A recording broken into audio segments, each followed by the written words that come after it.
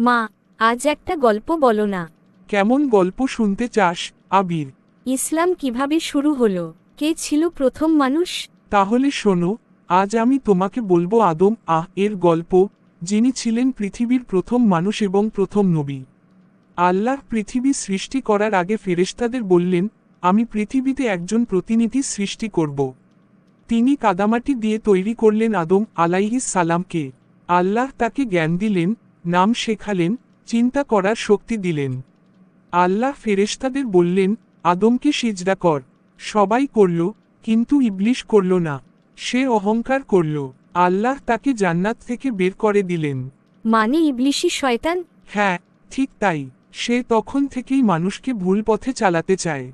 আল্লাহ আদম আলাইহিস সালামকে জান্নাতে রাখলেন। পরে হাওয়া আলাইহা সাল্লামকে তার সাথী বানালেন। তাদের বললেন, সবকিছু খেতে পারো, শুধু ওই একটি গাছের ফল খেও না। তারপর কি হলো? শয়তান ধোঁকা দিল, বলল, এই ফল খেলে অমর হবে। আদম আলাইহিস সালাম ও হাওয়া আলাইহাস সাল্লাম ভুল করে খেয়ে ফেললেন। তখন আল্লাহ বললেন, তোমরা পৃথিবীতে যাও। এভাবেই পৃথিবীতে মানবজাতির শুরু হলো। আদম আলাইহিস সালাম হলেন প্রথম মানুষ এবং প্রথম নবী। তিনি মানুষকে বললেন, আল্লাহকে একমাত্র উপাস্য হিসেবে মানো। মা, আমরা আদম আলাইহিস সালাম এর সন্তান? হ্যাঁ, তুমি, আমি, আমরা সবাই তারই সন্তান।